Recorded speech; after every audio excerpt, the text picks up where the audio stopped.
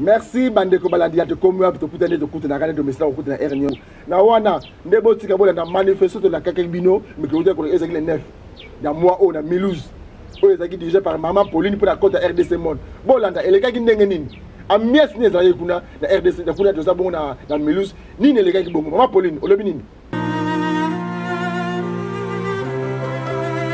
Bonsoir. Bonsoir. Bonne la biso.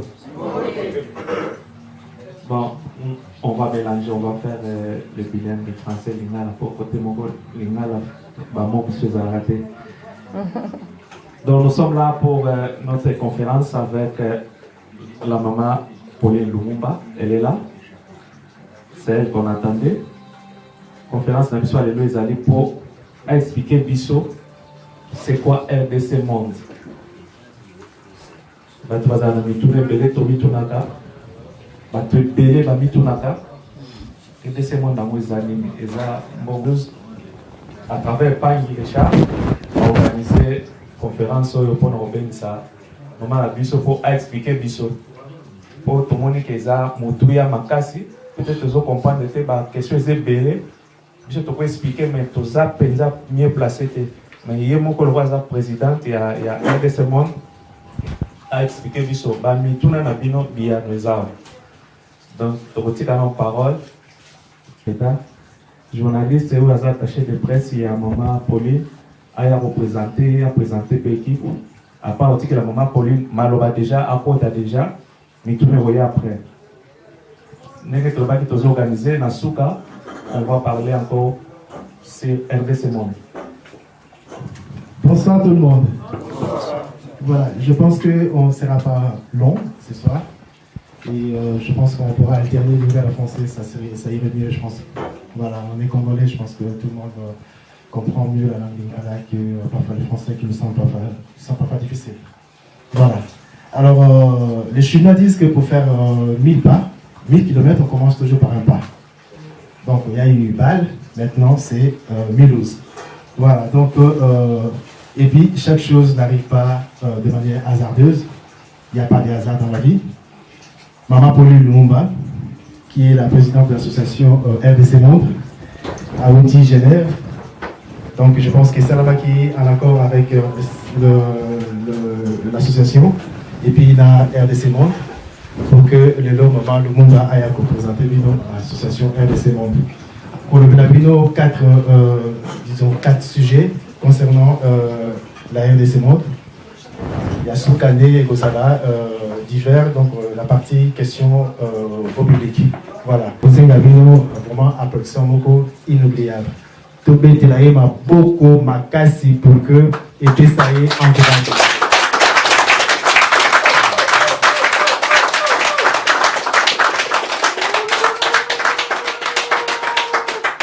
Voilà. Maman Lumumba. Merci beaucoup. Voilà, on vous écoute. Ouais. Bonsoir à tous. Bonsoir. Mbote na bino bandeko nanga nyonso ozali awa. Na sepeli makasi pour tout kutana lelo elongo na pokwa boye. Nga na yaki depuis lobi na ye awa na kutana na bandeko ebele ya Milouz. Bayambi biso na modèle moko ya kosakana te. Je suis vraiment dans la joie ce soir. Na umeli quand même moi muke pona ya lelo pona yebiki église ezaki lelo ya on a un peu plus tard. Bon pardonnez nga pona retard. Parce que j'attendais, j'ai téléphoné, parce que je beaucoup à aboyer pour Naya. Effectivement, il y a beaucoup commis et on est gentiment. Là, je m'appelle Pauline Lumumba. Je suis la nièce de Patrice Emery Lumumba, mère de 3 enfants, mariée à M. Mabanzapik. Et ça fait 35 ans que je vis à Genève. Et puis aujourd'hui, je ne suis pas seule. Je suis venue avec mon mari qui est là. Avec papa Willy Ngimbi qui est là aussi. Et puis, nous avons maman Pierrette qui m'a accompagné ici. Et puis, nous avons maman Rebecca avec sa copine Baouti aussi en Allemagne, Bazali, aussi. Merci beaucoup, Nadia, vous êtes déplacé. Nous avons un bouteillage des alliés, un gilet rouge, jaune. Donc, je ne pensais même pas que vous coma. Et je voulais vous dire aussi qu'il y a la plupart des gens qui habitent en France qui m'ont téléphoné pour dire qu'ils ne peuvent pas se déplacer à cause de gilet jaune ou Anna. Mais l'essentiel est de vos alliés. Merci beaucoup. Alors aujourd'hui, on va aborder un peu le sujet mon corps, historique et RDC Monde. Et puis après, l'objectif est RDC Monde. Et puis après, il y a membre de RDC Monde, qui est membre de RDC Monde. Après, je vais aborder le sujet de la contribution. Après contribution, on va aborder le sujet de choix des projets de RDC Monde. Et puis tout ce qui est divers. Dans le RDC Monde, j'ai répété dans mes émissions, je suis à Genève et puis à Basel. RDC Monde et Banda Kiboye, il y a des collègues moi na Kolo Lupango. Je salue au passant un bisou. Je le voyais une fois comme ça, au monde YouTube, comme la chaîne à télé, pour la télévision, j'étais assise avec mon mari et puis tout autres là des collègues je ne les connaissais pas avant. C'était hasard Mkoloan avant de permettre à mobile dans Azouta Makamba Sangwa Kisasa. Et j'ai vu ces journalistes qui parlaient que la diaspora congolaise. Pourquoi vous allez bien sur la Mboka à Poto? Pourquoi vous ressentez la bien sauter? Tout y a un euro, tout c'est quoi encore cette histoire? Et pour moi, c'était une surprise vraiment. Parce que ma collègue Naya Moussala, ça fait 18 ans que je travaille avec une Éthiopienne. Et puis Bango, ça a depuis des années. L'air et la pause, tout lié ensemble. Et puis elle arrêtait même pas de répéter les Bassara Namboka. Oh, Bassala Kabo, je pense que tout le monde va aller à Valélo, Bouye bien en haut. L'Éthiopie, maintenant, peut-être comme on a photo. Si on a un site internet, il y a des mondes et qui est Liboso. Et puis maintenant, je vais parler des membres. Qui est membre dans le groupe RDC Monde? Qui pour devenir membre, il faut faire quoi? Pour devenir membre de RDC Monde, ça veut dire, le même jour que aux autres contribuer, tu contribues aujourd'hui, tu mets l'argent aujourd'hui, demain déjà vous êtes commis membre. C'est ça, devenir membre, il n'y a pas de exercices, c'est belé, tout, belé à ça là, on peut on peut directement au commis membre. Voilà. Et puis, il n'y a aucune contribution, là je vais prendre un peu plus de temps, parce qu'il y a de musique aussi. Ma contribution. Je vais d'abord, avant de parler de la contribution, je vais parler de la Suisse. La Suisse, c'est un pays, je ne sais pas comment vous dire, on a dit que tout le monde connaît la Suisse, même à Bassango. C'est un pays neutre, c'est un pays de banque, c'est un pays de la crédibilité, et puis c'est un pays, la gestion de la banque est connue dans le monde entier. Et moi, pour moi, c'est une opportunité en or, c'est une chance dans Bokawana, qui va faire sa personne de un compte en banque. Pour moi, je vais parler pour la contribution encore. Bambo qui est belé dans la poto, tous allez belé dans le monde entier. Mais pour trouver un pays où il y a Kondima, qui est Boya, Bosangana, Bopesakambongo. Là aujourd'hui, ça fait 6 mois que l'association existe. Mais Mbongo, on a un compte à RDC Monde aujourd'hui. Ils ont trafiqué de tous les côtés. 10 fois aux États-Unis, 10 fois aux Norvège, et aux Australie. Ça veut dire que ils allaient dans les 5 continents où se trouve un Congolais. Bon, ils ont comme en Suisse. Et pour moi, j'assiste aujourd'hui pour la Suisse. Moi, j'ai l'impression que c'est une chance au Bapesibiso. J'aimerais bien que Bande Konanga tout la mouka. Mboka oya biso le Congo muta construire en haut et muta msoute kaka biso mo ba Congolais. Mais est-ce que vous trouvez ça que vraiment ils allaient ngolu en Zambie? Moi, je pense que 2018 et vraiment 2018 était à biso. On a souffert, on a crié, oya mbaloyo. Nzambe de notre côté. Donc, avoir ces comptes en banque pour moi, ils ont le coup en espoir qu'on a dit ma qui en hôtel. Et encore, pour naïf ça donne la sens où on a que boula la tranquille. Mbongo ils aient à Kubatama. Ceux qui botient un frère l'élo et qu'on a libéré à Congo. Moi pour lui Lumumba, j'aurais pas même pas le temps à aucun des parce que n'a aucun détail ou pas si on a comment tout attaque on a été. Ba condition ba ça que le a comme la contribution, il y avait une condition qui était donnée. Tu n'as compte à banque. Mais les transactions doivent se faire de banque à banque. Donc, on vient avec un projet, tu soumettre un projet, le projet on a ié, si on a compte à banque en Suisse, puis qu'il y a un projet à Kinshasa, ça sera de banque à banque. Ça veut dire, tu se poses problème, on va étudier, il va débloquer mon école. Et deuxième condition qu'ils m'ont donné, on a droit aussi un franc à pototer. Moi, les jours qu'ils m'ont dit comme ça, j'ai dansé. Eh, pourquoi on bina maman Pauline? Hein? On bina mais je suis dans la joie. Parce qu'au moins, on va le faire un bon débarras. Moi, je me revive ma vie avec mes enfants, avec mon mari comme je vivais avant. Je ne veux pas que Nathan na balabala. Au moni, hein? Voiture wana RDC Monde. Okende boy. Osomali papa, bon RDC Monde a commis boy. Alors pour nanga na pinaki. Pour na lingi vraiment pour bolingo ya mboka, ndi mutitinga pour na likambo wana. Donc na yebisa bino, bon on se botia na kati ya compte wana, ekendika na compte ya mboka na biso. Mutako simba ngo azate. Alors on a posé vraiment ma question. Mais moi j'ai un avocat. Comment je vais le payer? Parce qu'il faut quand même quelque part, la démarche wana, il faut la dans moto. Balobi, les cambo avocat nous pour ça charger biso mon. Par exemple, tu as un beau cannabis, ce qui facturé. Comment on a bon mon compte? Parce qu'il y a peut-être 300 francs, tout le monde là il faut na avocat na yo. C'est très bien. Et on a dit ça bien là tranquille. Il n'y a pas de. Moi je vous comprends. Je comprends les Congolais parce que ça fait depuis des décennies. On parle toujours que tu as aventurier. Mbongo, tu as licolé en bongo, tu as sérieuxité, tu as boyété. Il y a peut-être des malem pour s'engager. Mais nous avons rassuré que mbongo na bino ezali caché au tchelelo et bandikuna.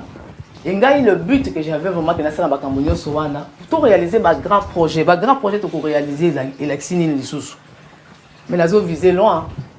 Nous avons visé loin la vision nanga, nous avons que les grands projets au municipal to ça peut-être ba biloko italique hôpitaux, ba école, c'est des grands projets.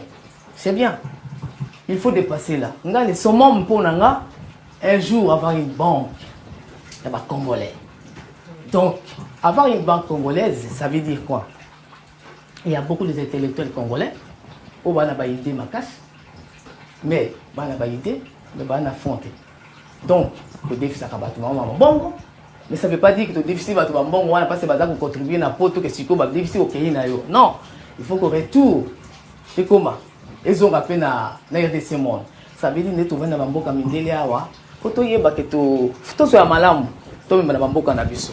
Et ko zwaka ya mabe, ya malamu la kisini na déficit lelo, au sala makamu na yo, mais il faut retour. Faut na mona rappel ndambe ko na libenga, ils ont rappelé libenga Congo et puis ko créer économie na mboka bato ça ba entreprise na bango malem kana bambon to zo pesa ka 10 francs par mois. 10 francs suisses. 10 francs suisses par mois, ça veut dire ba frère nangai ou ba fumeur ba cigarette, ba fola non? Tout le bon langage moi ya ba yaki. Ya ba fola. Ya ba fola. Au consomme la bande peut-être mapa. Au moins à 2 jours moi là, tu veux pas manger les non, j'ai pas envie aujourd'hui. Mapa 2 jours comme ma casse boboaki. Au sommet pomme n'andako quand si bana kolia pas fruits. Moi j'aime pas ces fruits maman, j'aime pas. Et bah si et sous qui na poubelle, ça fait que 10 francs suisses. Alors chaque fin du mois, on peut ça 10 francs suisses. On peut ça 10 et ça bon en minité. Puis bamboka mususu faut to la muka. Mais je comprends pas les Congolais jusqu'à aujourd'hui tout ça ko sima ba tenu sur Afrique. Faut to la muka. Ceux ba Éthiopie ba bandaki ba sali yango. Pourquoi pas nous? On peut y arriver avec 10 francs suisses. Bon, il y a minité bandeko. Et puis, Ami Balé les sous-sous.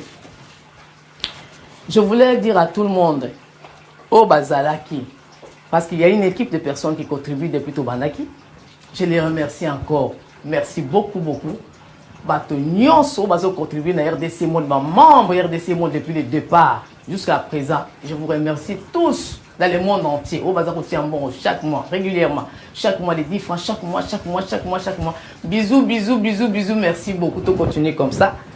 Mais il y a une chose que je voulais rajouter encore, parce que Bazar n'a pas de difficulté,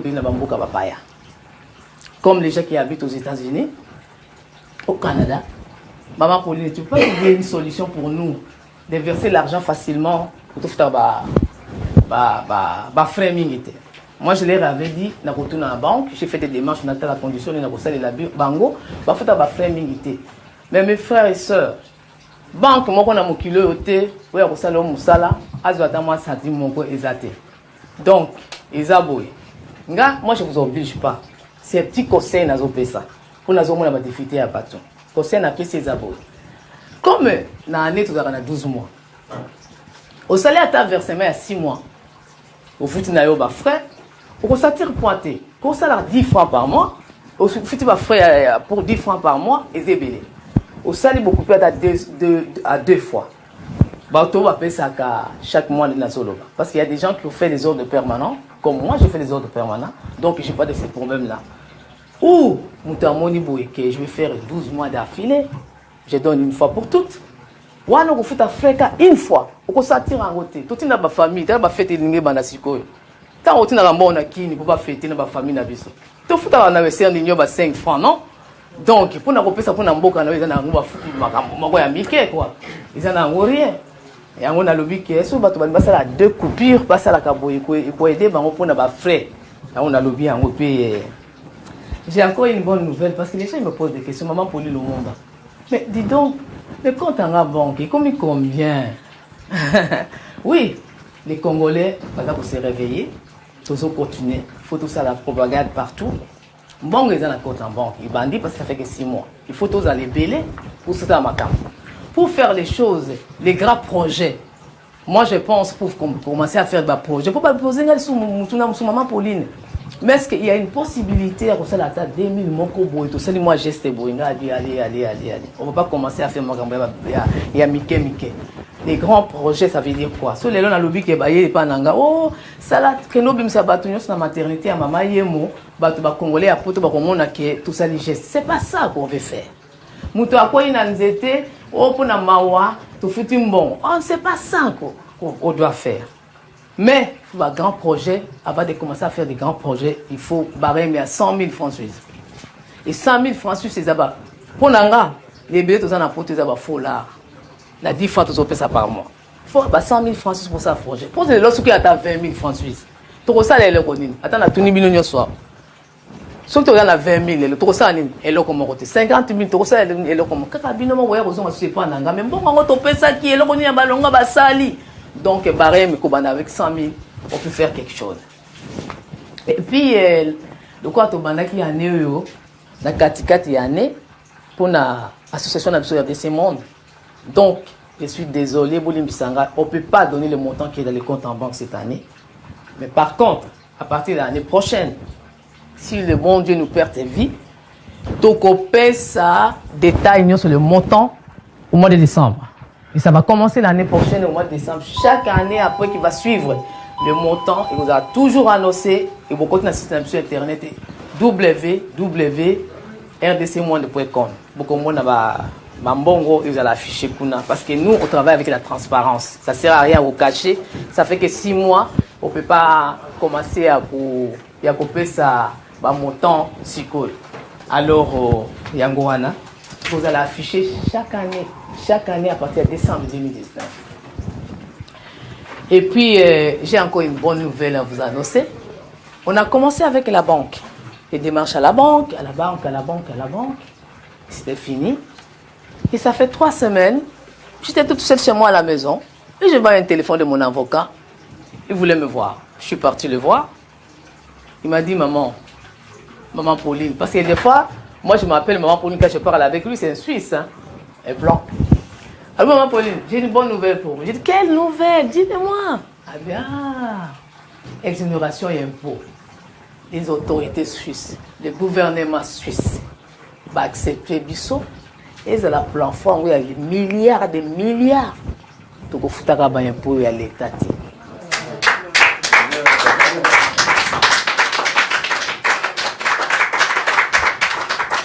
Donc, il y a pas Nabino. Nous avons parcourir le monde pour le Congo Nabiso. Pour le Congo Nayo, il faut na loba. Il faut tous ensemble. On peut faire des choses. Et ça, on a mon côté pour c'est ngai pour nanga rêve nanga. Abana kata misu na mokilo na lobaka na nzambe na fuka maka tous les jours. Kozwa molimo nanga sikote. Lora to bandi likambo ya RDC monde. J'aimerais vivre à live que Congo ya lelo, isa Congo mususu. Kaka na ba mongo mike, to kosa makama binene. Et puis voilà. Si on a aucun na les choix des projets. Les gens ils se posent des questions tout le temps. Bon ba projet ngwe ko zala ndenge nini? Ba on ba libi ba to on ba ko zala banani? Tout est ba ninga na ba ko bazana sima ba ko twa kuna. Il y aura appel d'offres. Appel d'offres, ça veut dire que tango, to comme un plafond dans le bawana, tout Congolais nyonso c'est la papa, maman, va participer à la mission de Congo. faut qu'on paie ses responsabilités dans les Congolais. Pour mbongo wana eza nini et à l'état te. Les ambons on a besoin de Congolais. Donc il y aura des appels d'offres. Appel d'offres, ça veut dire ce qui t'oye une fois avec 3 sujets. Je donne un exemple concret, simple, pardon. Hôpitaux, ou école, ou je ne sais pas quoi. Alors, parmi ces 3 projets-là, Tolingi Bino Congolais. Tout comme dans ma site internet, tout le monde. RDC Mboulanda Kango. Est-ce que vous pouvez voter dans les 3 projets qu'on est là? On commence avec lesquels? Et puis déjà, ils vont voter. Et là, si Condé, tant on va voter, et puis il y aura des groupes de projets. Groupe de projets, maman Pauline Lumumba, Azo Kendezela Moussou. Groupe de projets d'Abino, ce ne sera pas moi, ça peut être vous, ça peut être la maman Rebecca ou quoi. Car on a 4 groupes, il y a membres de ce monde. Il y aura un groupe de projets pour nous salawana. Mutamuté azala nesika naye. Ngana za nesika kuluka kuna mbongo ikota na compte. Tant ba projet ko zala ba msuba sa musana ba. Donc il y aura parmi les membres au bazo contribuer. Ndeba ko zala batu ba ko sa misala kati ya mboka na tuko na RDC. Exactement que mutalibanda après ça mbongo. Ouais, je suis un intellectuel, j'ai des idées, machin, je vous apporte ça parce qu'il y a machin. Non, okoya ko pesa biso ba idée te parce que belé tozo pesa mbongo. Et puis voilà. Alors c'est comme ça qu'on peut construire notre beau pays. Et qu'est-ce que je peux dire? Ça veut dire qu'il y a 2 choses. Dans un essai, c'est plutôt un apôtre, tout un salaire.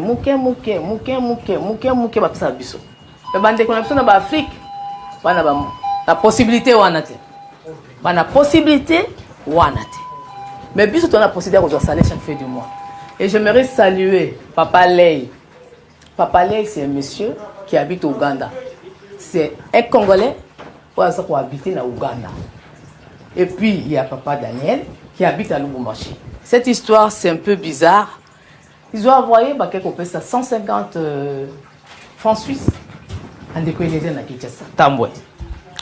Et la semaine dernière, le décollésé qui m'appelle Maman Pauline. Dans ça, très, 150 $. Même on a mis en francs suisses parce qu'on met en francs suisses. Il y en a qui c'est en $. Et puis quand on a appelé, on a tenté, ça les est belé. Mais on a money, bon, il y a rapuna. Ah, la manu ko swana. Dekweleza, na kanga ite. Nana musana poto na sisusu na Kinshasa ya susu okoti ate na Western Union et comme awa. Quand RDC monde na monde entier. Maman nangai. Limisanga, là on a tenté. On a bitinda. Atinde lingambom. Boy comme 150. On a le bimu batu. Na Ouganda, les Congolais moka vivaka na Ouganda atinde 100. Mususu na Lubumbashi atinde 50. Et puis je pense que essayer de toucher bino non. Bana mboka Afrique. Batinda mabongo tiawa. Mais biso tozali a tozo sala ngote. Et puis j'ai maman parce que nous on a créé un groupe ya ba membres. Contribuer comme maman Rebecca, elle est avec nous. C'est que je suis en train de parler parce que tant que j'étais na Suisse avec les bulletins de versement où ils allaient. J'ai versé l'argent et côté pour la transparence, j'ai affiché dans le groupe il y a membre, elle est là, elle peut témoigner, maman Pierrette peut témoigner aussi. Et puis dans un combo différent, au Ouganda, au Lubumbashi. Et puis, moi, personnellement, j'ai eu un récipicé, j'ai un WhatsApp, et puis, j'ai fait comprendre les boy. C'est des cas qui sont grave pété. C'est un petit problème. Bino moko, beaucoup de quoi essayer. Kuna, na Western Union, beaucoup, et qu'on compte dans RDC monde. La personne des détails, c'est qui les bénéficiaires, tout ça, j'ai conversé avec eux. Et puis, Papa Ley Azali, le président congolais, soit en Ouganda. Et puis je parle avec ces gens-là qui sont loin de moi, loin de nous. Mais bien, on va tous aller à Bozo-Zélanine. Quand on va tout le monde va souvent Babandana, nous te voyons Rolanda. Ah, Congolais, Congo va laisser bébé Kalati.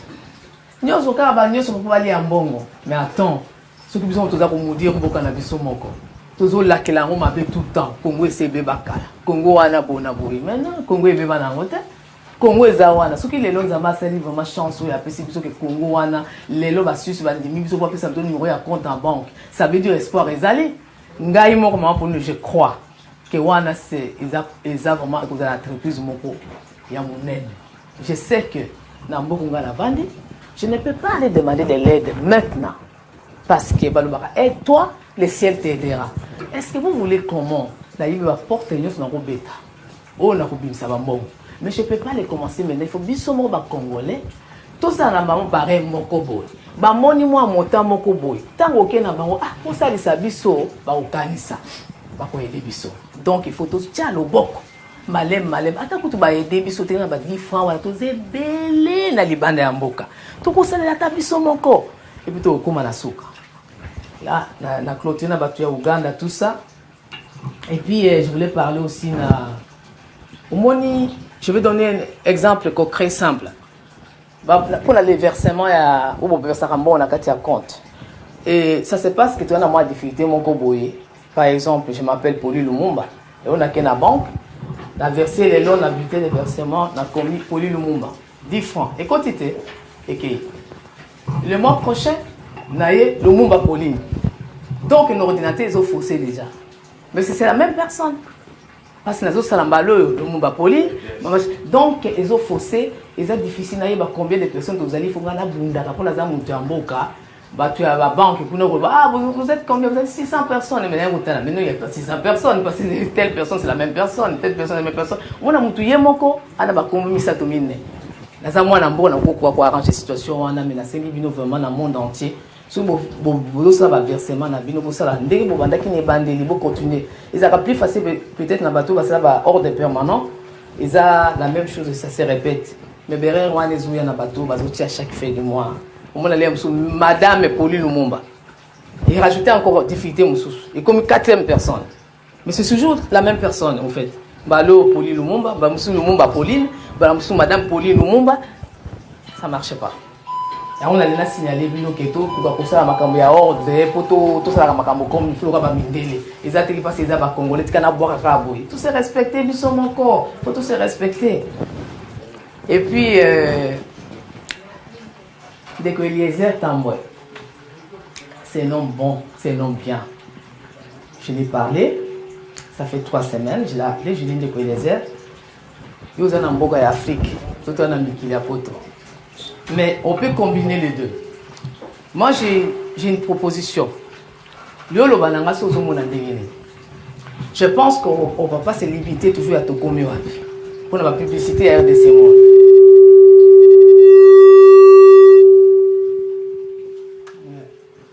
La ABC, on ne peut pas. La Bengaki, excusez-moi. Et puis, on ne peut pas se limiter toujours que Tokomi Wapi, des émissions à Poto. On ne peut pas se limiter qu'à un groupe qui a Tokomi Wapi. Il y a des journalistes sur Internet. Des chroniqueurs sur Internet. Il y a des journalistes qui sont à Poto et à Mikilia. Donc, on a une publicité qui est partout. Il faut que tout Congolais paye à Zali. Ayebana. Ayebali Kambo. Alors, on a parlé, on a échangé avec lui. Il a dit il n'y a pas de problème. Je pense, si Dieu le veut, d'ici mars, beaucoup de monde a une chaîne de bande connexion sur Poto. Il y a Bachango, Didi de Pumba, Mwanatuka. Moi, j'aime tous les Congolais journalistes à Poto. Dans la préférence, mon côté, dans les Camerounais, mon côté, donc là, à l'Obinato, qui est partout. N'a aucun de partout. N'a aucun macron.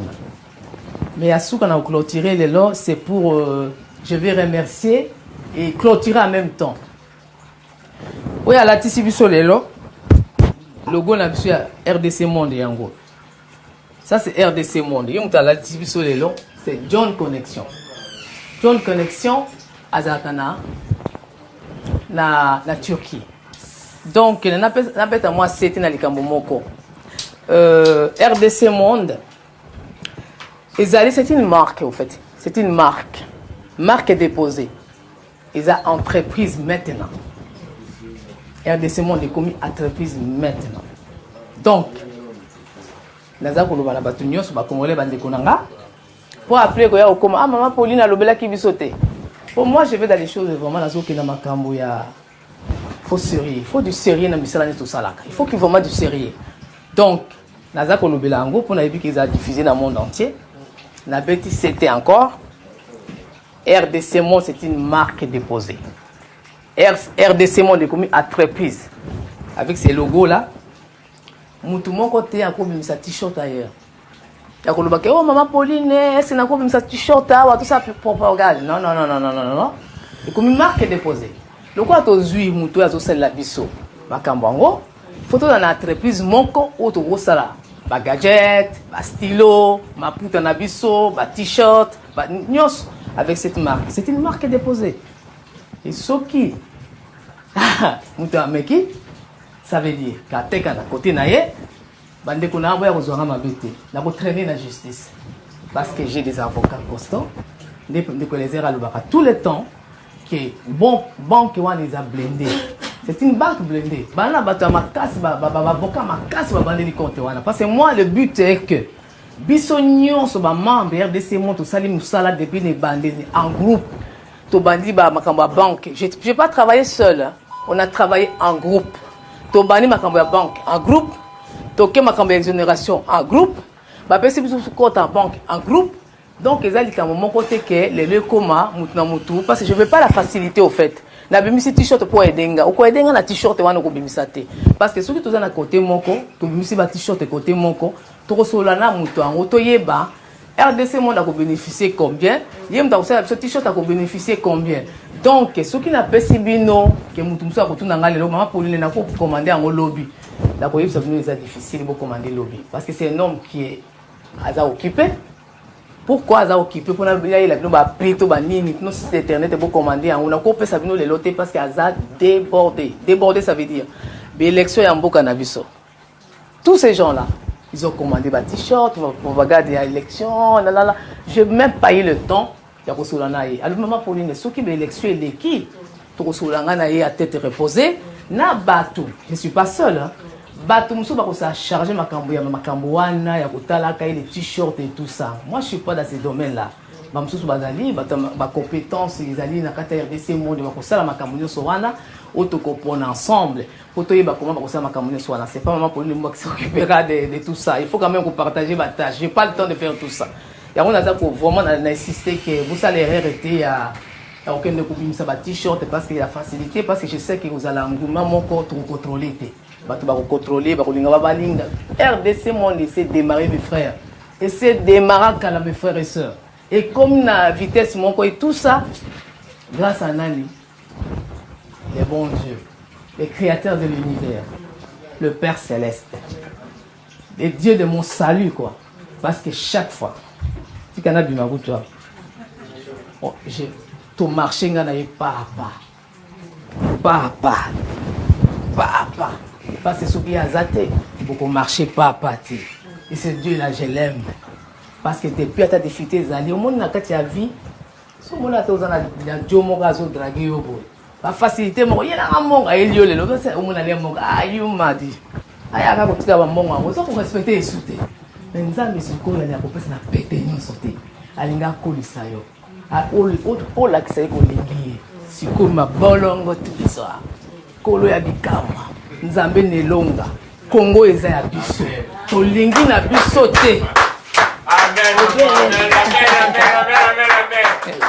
obeleliye aza nzambe asalaka e nayebisi bino bandeko na nga Congo ya lelo nzambe atali biso mais sikoyo est-ce tozozela nini azoloba mais est-ce que bazomona te makambo na sali est-ce que bazomona dans les 5 continents et pas congolais azali namona kaka comme ça na vandika boy na mona mutu sabenga on a la Mexique on a les sous on m'a appelé les yebisa makambo ya desi na comme na Mexique Mexique va kende pe pour la banu expliquer ah moi pour na yoki congolais ça partout dans le monde entier et il était temps que tous on a bamboka na biso avec peu d'argent mais il faut à la régulier tout le temps chaque mois pour tokende tout tombe la bendele ngana zolo baboye bande kuna na likamusu ya kolobate ba t-shirt na c'est lobby déjà la CPL mi bato bayoki parce que na lingité ba question nyoso wana t-shirt na sala nini tozongi saboye na sala na et puis en plus de cela soki mutu alinga ba flyer les flyers mutu alinga ça ba publicité ba flyer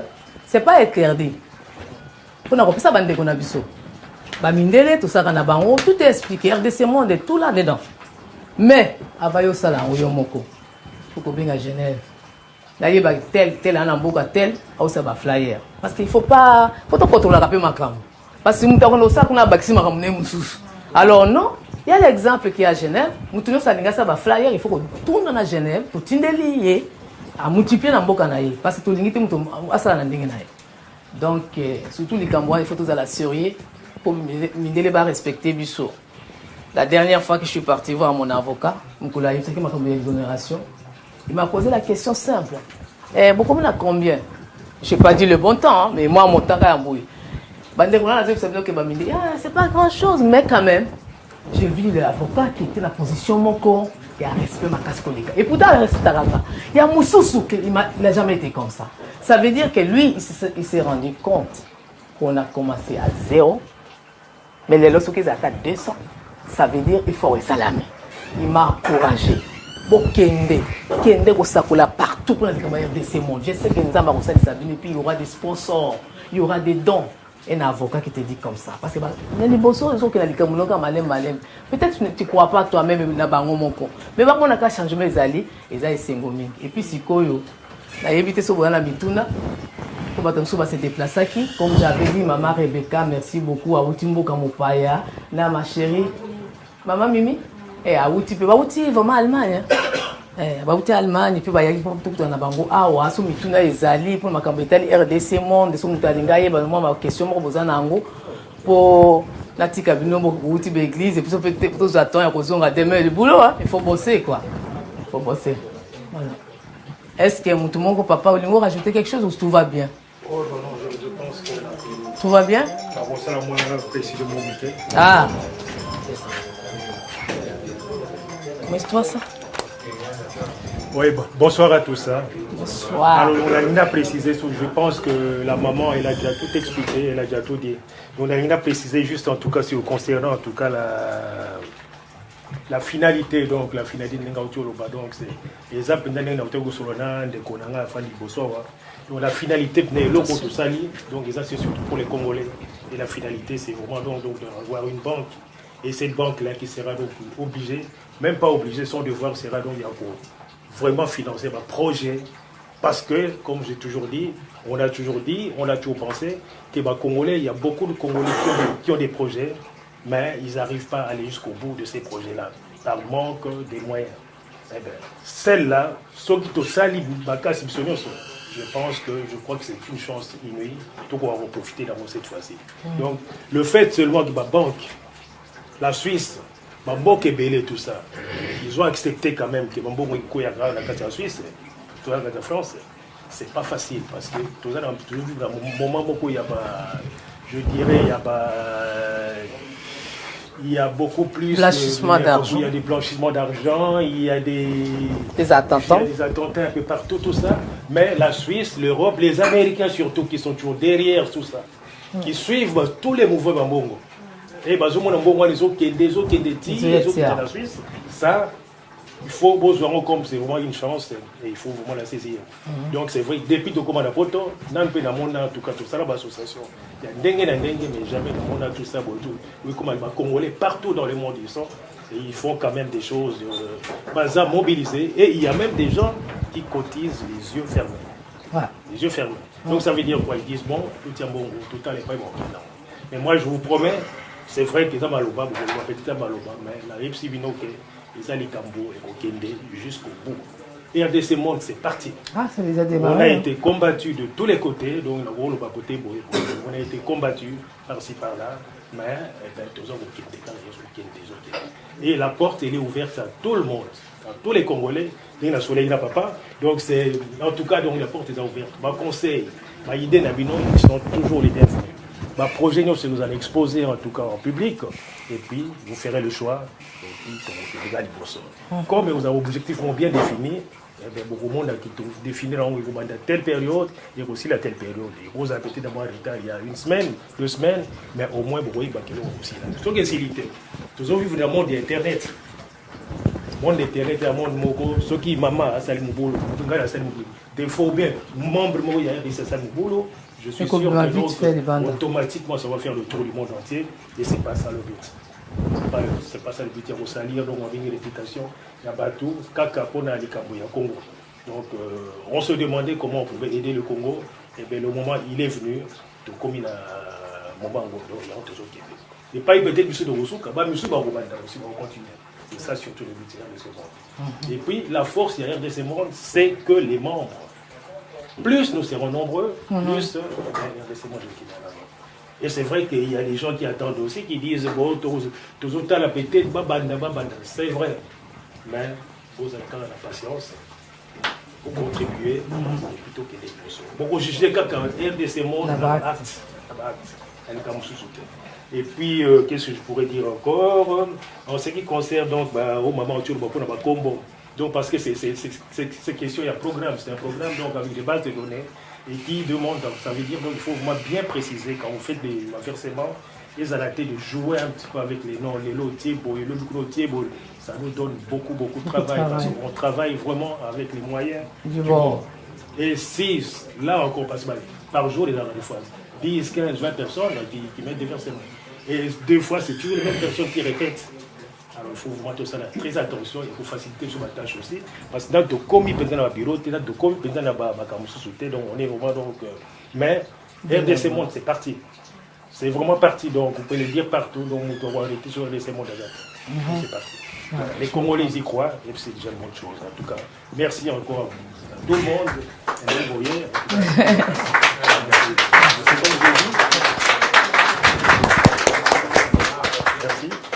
J'ai vu quand même quand la chaleur dans Katia Toulouse, j'ai aimé.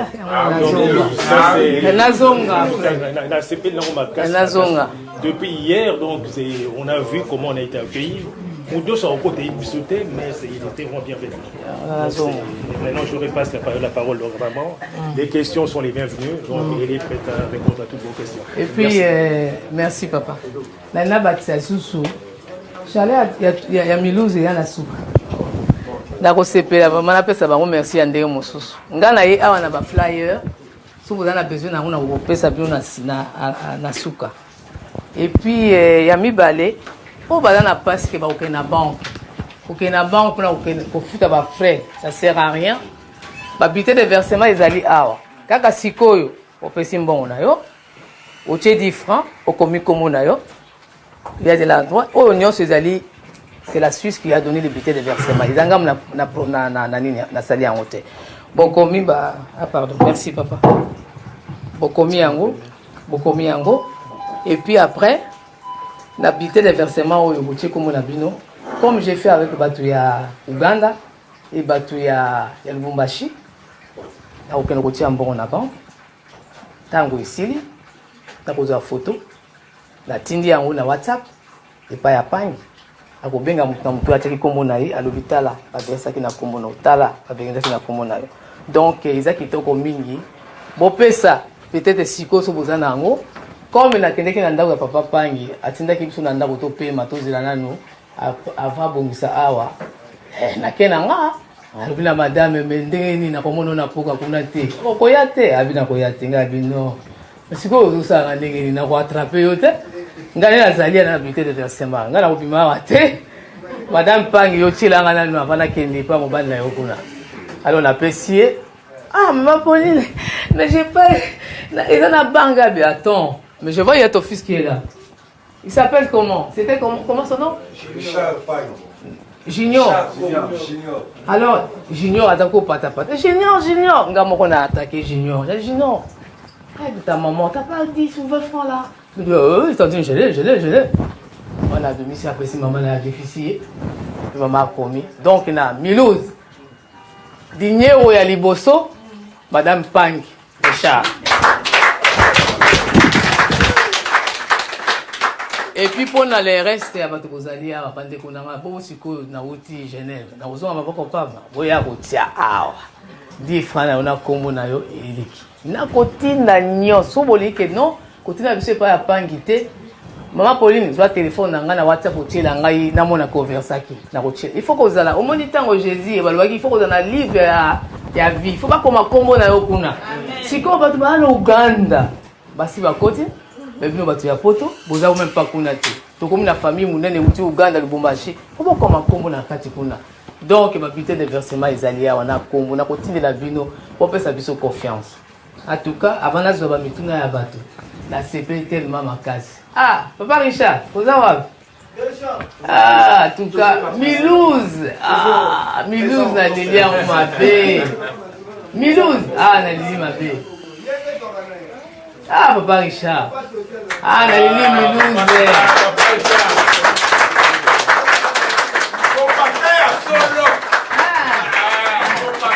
Ah, Papa Richard Pagne. Na yebina koyebisa yo te. Parce que vous avez une organisation qui est mais il est devant. Vous avez une Milouz. Vous avez une Milouz. Et puis, vous avez une Milouz. Vous avez une Milouz. Vous avez une Milouz. Vous avez une Milouz. Parce que vous avez une il y a solo. Parce que là, vous avez une maman ya Pagne. La Epsenga na tambola kabamboka na bandi pe longtemps na photo. Mais jamais la mona na kenda quelque part na mona batu ya mboka moko balingana comme ça. La mona jamais. On a le papa Jeff ndeni na bien. Oyo ngai papa Pangi kuna mon frère. S'il te plaît. Oh boy. Oyo asali musala na ye bataka ko partager ma tâche. To vanda ki lobi awa. Les sengo moko na yaki na posa okende papa pe azala ki lobi atozalaki ensemble. La bouteille na batoa. Et sengo ya na Milouz na éviter. Bokanga makaboye. Mutu akabola bino te. Et puis tozalaki na mutu na ngai itala kaka ye azali kuna yaka wana présenter yo Rogers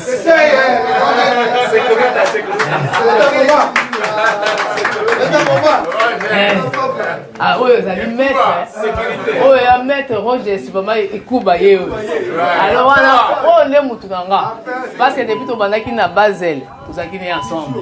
Donc, on a eu mon frère. Merci beaucoup à tout cas. Papa Richard, merci beaucoup. Et puis, je vais remercier aussi Papa Jeff, qui était tout le temps là, gauche à droite, gauche à droite, gauche à droite, gauche à droite. Yenanga, je vais remercier encore l'association Je suis Congolais. Oui, Zali, on a beaucoup remercié Bino Nyonso. Et puis, je vais remercier l'association Bon Berger.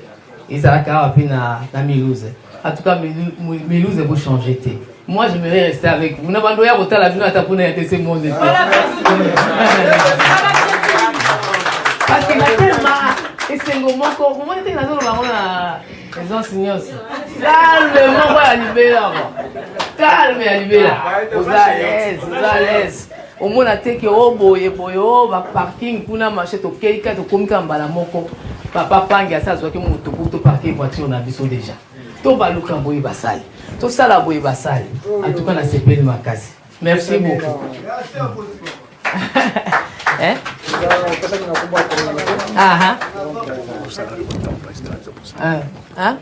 Ouais, merci papa. Au moins, Milouz.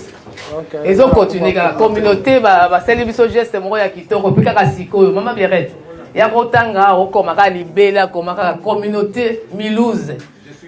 Je suis Congolais, Milouz, sous couvert RDC Monde. C'est tout. Parce que kuna bakibarate, ata oye uti Uganda, yaki na komika Congo ya mutu, sous couvert RDC Monde Genève. Voilà. Merci beaucoup na geste pour ça pour na biso. Si quand on compte na ba question siko. Oui, mutu ane sa question ya. Je peux poser une question. Oui.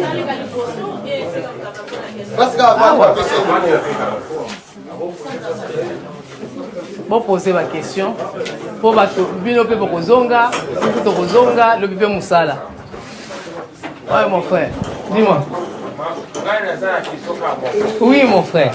Question na ngai ezali ke tokopesa biloko nyonso tu oyo esengeli tosala. Amen. Mais mbongo wana ekende to isaba école publique oyo ezali na Kinshasa. École publique, il faut ezala dans toutes les communes et dans toutes les places possibles. Accessibilité, il y a bana bakende classe. Parce que éducation à bana wana, tu raté un mot, ça fait deux décennies. Tu raté un mot depuis 70. Parce que éducation wana ezalaki wana. Ba école wana etonga makala. Ils ont négligé. Ce que tu commences au sala départ, école, complexe scolaire. Complexe scolaire. Non, on ne veut plus de ça. L'État, il faut aller que non. Moka, pour la base de l'éducation, il faut batanga gratuitement. Banana biso bazotanga gratuitement. Awa na mboka o. Alors pour nani ni banana biso batanga gratuitement. Merci beaucoup. Comment on a ici Muzimi. Ah merci papa ici Muzimi. Na sepeli na mutuna na yo. Dès que vous allez à Boé, l'État a namusana na ye. Il y a des sémones pas que ça namusana na ye. Donc, vous en France, non? Resto du cœur. Vous allez partir Moussous. L'État fait, va partir Moussous. Donc, on va travailler en collaboration. Ça veut dire, tant qu'on va camber Rosala, on va travailler en collaboration. Pourquoi je dis comme ça? Tout à l'heure, j'avais dit. Tant on a dit tout à l'heure, la main qui donne, domine. Donc, on va donner, maman. Oui, on va donner, maman. Merci. Question, Moussous? Oui, mon frère. Je réponds au nom de Dieu Gondombasi, je suis réalisateur. C'est mon mine, il y a mon abino. Réaliser la solution à Boyer pour un bon pour ça, un projet culturel et un projet éducatif. C'est vraiment, je suis très content d'abord. Merci, mon frère. J'habite à Bâle. Alors, je n'ai pas une question, mais j'ai une proposition peut-être. Oui. Parce que la maman il va te plaire l'Afrique, parce qu'on a mal fait dans l'Afrique. Et l'organisation africaine, ça pose toujours des problèmes. Alors, dans ce cas, c'est la conférence de presse à Sénégal, à Dakar. Parce qu'on a eu l'Afrique, Sanganaka, pourquoi l'Africain, toujours s'il y a des choses, il y a l'argent, ça pose toujours des problèmes comme des enfants. Alors, la conclusion, on va voir Gawana. Juste, il faut avoir deux personnes et ça doit être clair. Tout clair. Il faut avoir un Facebook, les lots sont pas $1 million. La bingo, mon frère, on a $1 million. Vous avez l'idée. On va travailler de mon côté. Ensemble. On a passé des décennies dans Makambuka, Oya Yibi, Oya Sali, Boy. Il y a la transparence, j'ai parlé de la Suisse tout à l'heure. Ngai Moko avec le groupe, il y a ma maman, parce que je n'ai pas travaillé seul. Ce qui est là, un de ces mondes des années, Nakatia Suisse, assise en Suisse, c'est pays neutre, pays des banques. Ça veut dire fondation. D'abord, il faut regarder la fondation. Fondation est solide. Vous avez besoin de l'église, na sable, on peut payer et quoi. Donc la fondation est solide. Solide, wana, ils ont moellon. Moellon, c'est la Suisse. Nga le ko leka. Yokinga, le nom la leki. Oya leki, bino va continuer. C'est ça la fondation. Et puis batu ya mayele, bakoya, bakolakisa biso. To kan sakate na ndenge ya congolais tout le temps. Il faut to changer ma mentalité. Oya ko simba osala nango wapi. Zela na papa, oya ko kenda osala nango wapi. La transparence. Il y a un montant et que l'année 2019, dans le mois de décembre, va afficher. Mais ils ont dit que nous avons checké. Où il y a checké. Il n'y a pas, parce qu'on ne retire même pas l'argent ici. On n'a rien à coquer. Nous avons la combien dans la carte. Papa, j'ai des infiltrés dans RDC Monde. Il y a aussi battu à nerf dans RDC Monde. Si on laisse la liberté, que tout a une talaboy, pour pas talaboy, et que ça là, va critiquer à bateau, pour décourager, va souba na mutema bolingo, pour n'importe na bango. Ah, talakuna bazaka na un frère à pamba kalo, bazandengeni. Talasiko a néo unios, pour y bien le comment côté. Et ça, tous on a 5 francs, pour y éviter, 5 000 pour y éviter. En décembre 2019, ça sera affiché, ça sera à la portée de tous les Congolais pour y battre. Association RDC Monde, ils ont un montant autant. Je ne peux pas faire ma camouya sima parce qu'il y a la banque, il y a tout le monde qui est là-dedans. Et il y a les tambours, vraiment, papa, tout ça, la confiance, mon frère. Pour une fois, il faut qu'on aille. Merci.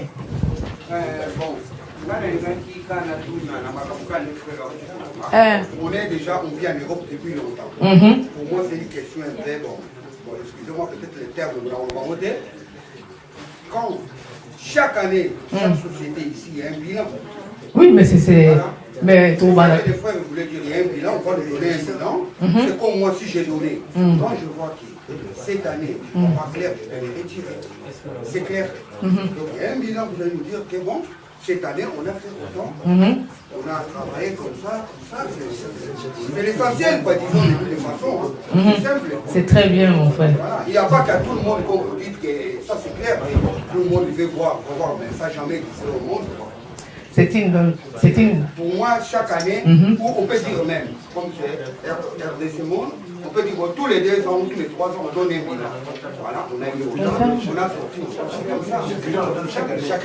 Chaque année, voilà, chaque année. C'est simple. Et la question na Otoloba Sikoyo, na décembre 2019, bah pour publier dans mon temps. Parce que c'est par exemple le papa, que soit on m'embêtait, pour nous appeler dans un mouton esprit.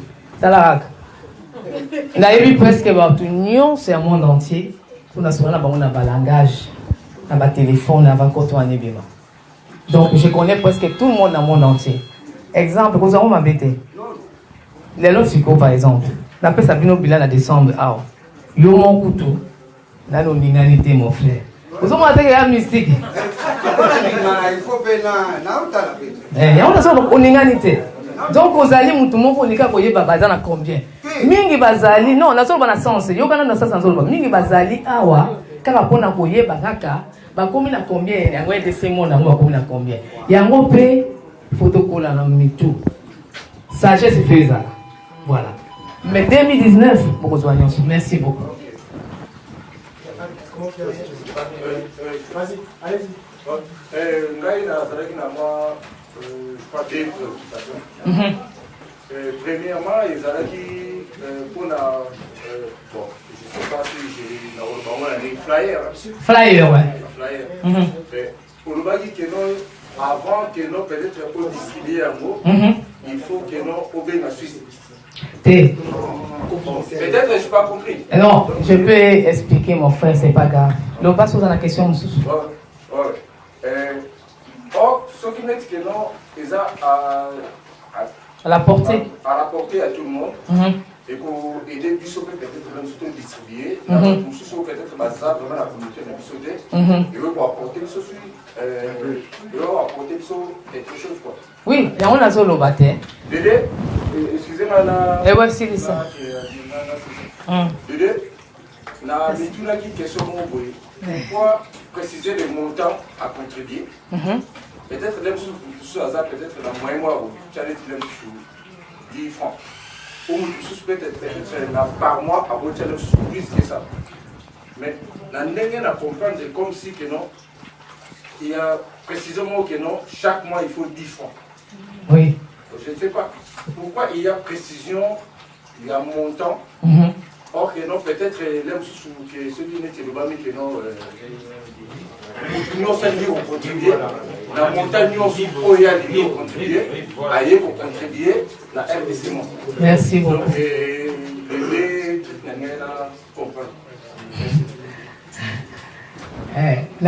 La question est posée parce que vous savez flyer. Je voulais dire. Oui, parce que il faut Suisse. Non, dans ce cas, beaucoup de flyer. La lobby RDC, c'est une entreprise. Ils allaient vraiment une marque déposée. Donc, pour la couper ça je ne dis pas les côtés, vous ça côté. Mais si vous avez un site internet www.rdcmonde.com, tout ce qui est là-dedans, c'est expliqué. Moi, j'aimerais bien que Bissonion soit pour RDC Monde, tout le même langage. Parce que dans la confusion, thèse à la comité. C'est dans ce sens-là, par exemple, dans le PCO aussi, yo le mama polinga na bimsango 50 na bimisa parce que aux un exemplaire autres aussi la biso son ndenge moko tout ça liloba moko c'est simple, c'est pas que pour ça les langoté ou quoi, au contraire mon frère oui puis va flyer tout ça na comité mon côté à caisse moko courant pour na ça la yango ce que le ça la aide aux yeux exemplaires na ko sepela pour ezala et puis question ya mibale ceux qui na le bakito bana avec 10 €. Quand il avait annoncé, quand il a dit que ça $1 pour Namboka. Alors, on a créé pas tu Namboka, tu vas banquer, $1 c'est des paperasses. Donc, on se limite à 10. Donc, il doit commencer des banques qui à partir de 10 francs par mois. Mais il y a des gens qui donnent pendant une année 1200 francs suisses. D'un coup. C'est une bonne question, mon frère. Au bal d'un congolais, moi je suis congolaise. Donc, lui il donne, moi je donne. Et puis un jour, on a repris dans le simple. J'ai mon dernier fils qui a 20 ans, à Zosalama formation. Et puis la formation, Zosalama, il y a 400 chaque mois. Alors on a dit, chérie, attends, il faut quand même contribuer sur l'habitude des personnes. Où tu as gardé fond. Alors, lui, maman. Encore nous aussi, je dis, mais bien sûr, le Congo de demain, c'est à vous, pas moi. À l'Ifotia. Donc, on a le baquet, nous sommes des Congolais. Tout ça, attends, les Cambo, ils allaient tous allés coupler. Monsieur et madame Pauline Lumumba, tout est dit, Fanabiso. Non, ça ne marche pas comme ça. Tout comme on a un projet, on a quitté. Maman a fait ça, papa a fait ça. N'était par exemple, on a oublié papa Richard Pagny. Ah, moi, c'est vraiment mon boulot. Ah, mais je ne pas mais si papa fait ça tout le temps. Il y a un lobby. Tout le qui s'appelle dans la Bissopé pour le Congo, il y a Sika, pour les Bango. Merci. Et puis, surtout, on va dire que c'est un projet Siko. Pour moi, on a un exemple concret simple. Maman Rebecca est là. Tout le monde dans le groupe de membres. Papa Richard est là. Tant on va le dire, il y a une association, tout ça, il y a un groupe de membres. Tout ça, on a une idée, tout ça, il y a un groupe de WhatsApp. Tout ça, on a une idée, tout ça, comment on peut le faire. Mais c'était un bordel, mon frère. On ne peut pas commencer tout d'un coup. Et ça va projet dans le Congolais tout d'un coup comme ça. Tant qu'on n'a pas à ta budget, moi, il y a l'autre comme côté. Et ça, on peut ça, moussoukoussoukou. N'a aussi ça. Et ça, on peut ça, moussoukoussoukou. Et puis, la question, c'est sur la portenga, nazanga mon côté, dans le groupe pays à battu belé, on va apprendre. Pour communiquer avec bateau. On a commencé, comme j'ai commencé avant, la banque, exonération et impôts. Maintenant, nous sommes en train de chercher l'argent. Bino, bateau Moussou Bokoya, vous complétez la Bino pour avancer ensemble. RDC Monde, ce n'est pas un moment pour nous qui va construire le Congo. Ils ont la Bino, bateau Moussou Bokoya, pour compléter intelligent pour avancer ensemble. Nous sommes qu'au début, mais au moins, là-bas, pour toi, je vais donner un exemple simple. Baminde va aussi un projet. Les projets là, ils abouillent. Tout ça là, là-bas, va changer en haut. Pas un budget. Mais nous, les Congolais, quand on fait un projet, bon, ils ont un boulot. Comme alors, nous allons comprendre, tu es belé, maman Pauline, tout le monde n'a pas ces belé, l'association à l'Okota. Mon frère, j'ai rien à vous rassurer, à part vous dire que la Suisse, c'est un pays de banques. Tout est sous contrôle. Même en tant que pour le monde, qui m'a comme sauté, mais yo ya ko c'est un plus na likamwana. Eza yo, eza ya bisonyos, il y a matonyos. Maele ko ya yo ko ya ko bakisa. Voilà. La question maman Pauline. Oui, ma chère. En tout cas, Tanyama na sepeli na polisi nzambe. Merci. Parce que zaki souci na biso.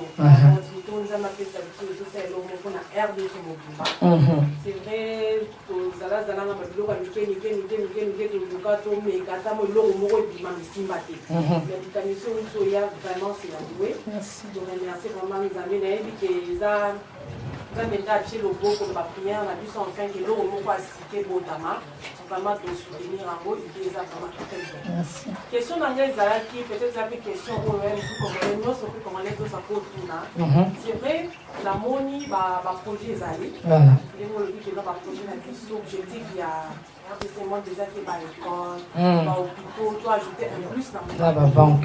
Voilà, exactement dans la banque, il y a aussi ça la crédit, voilà. C'est une bonne chose.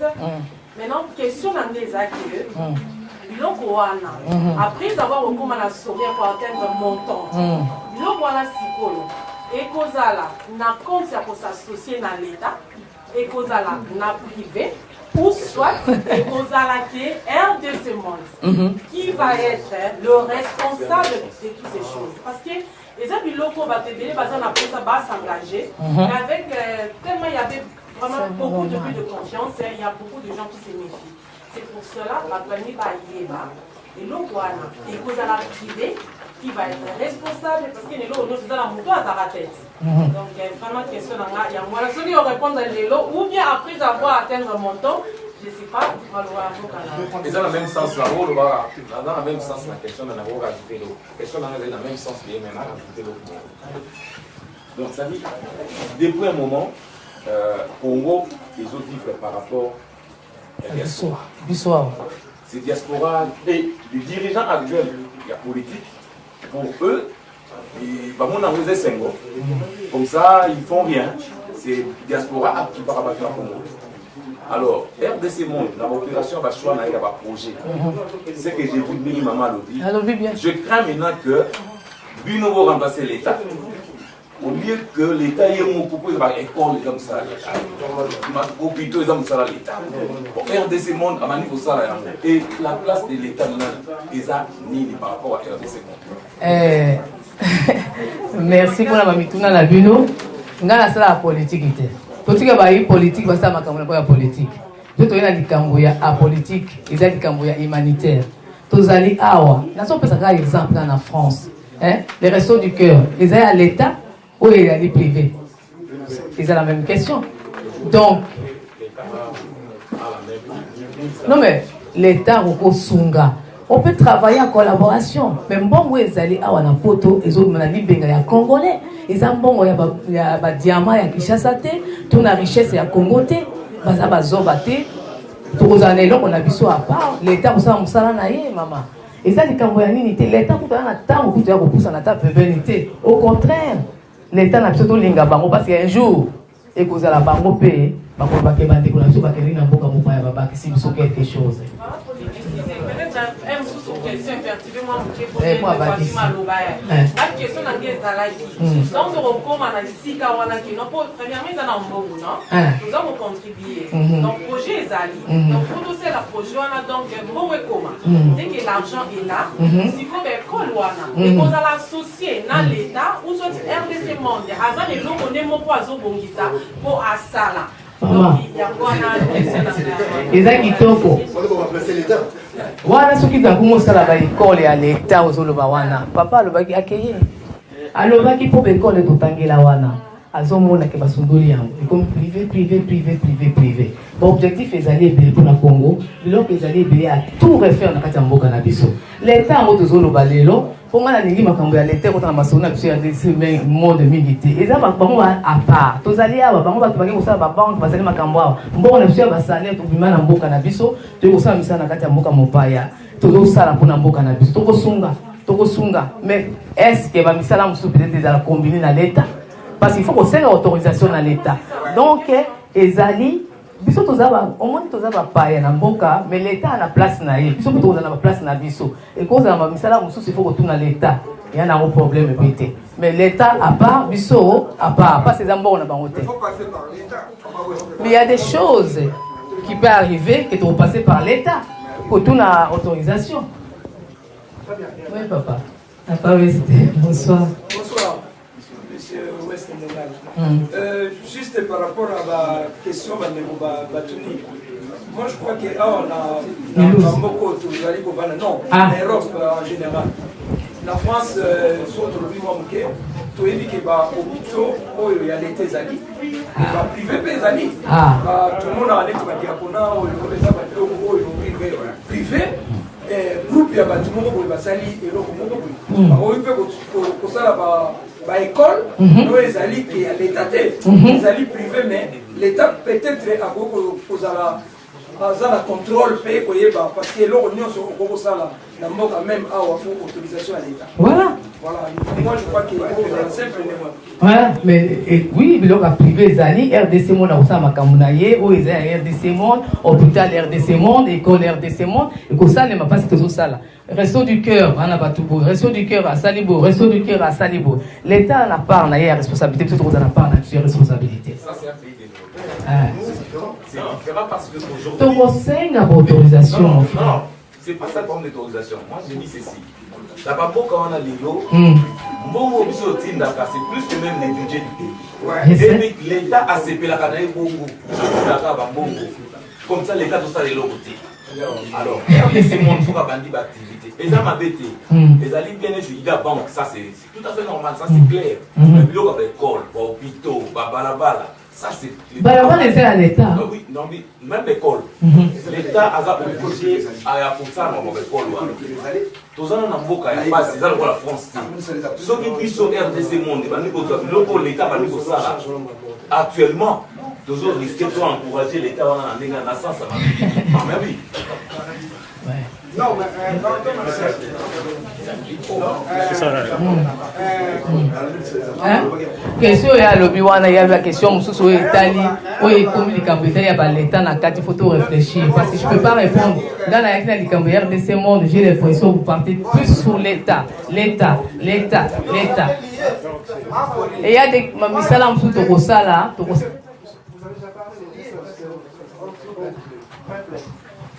Nini? Je sais pas quoi. Ah, pasteur, bonsoir. Bonsoir. C'est pas grave.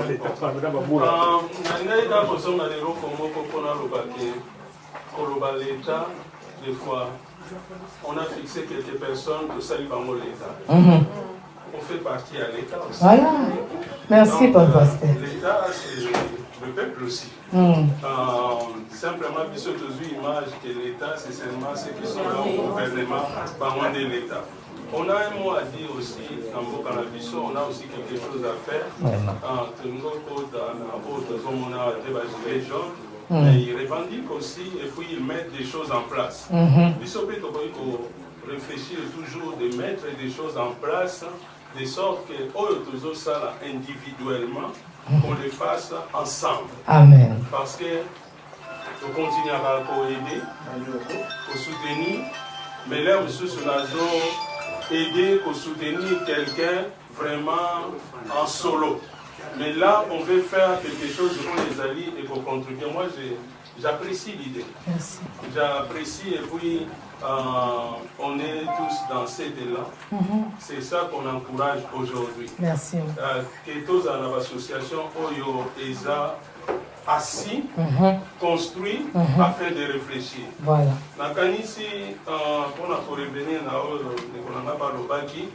C'est vrai que le passé nous a arrêtés, mais nous ne pouvons pas vivre le passé. Il faut relire le passé, gérer le présent pour vivre l'avenir. Biso tozotala eza venir à lobby. Alors lobby bozalate ceux qui ont ici les lobby. Moi je crois que nous sommes opposés, c'est comme des choses qui sont construites, des choses qui sont gérées, à la capacité de avoir moyen, de pas moyen, et pour permettre biso lobby na bango kala biso to sala pe makambo délé. Même si tozo ba pona bangoka oyo tozo ba l'État. L'État mususu au la société de transport biso to benga l'État eza ya mutu moko. Voilà. Mais dans la mboka.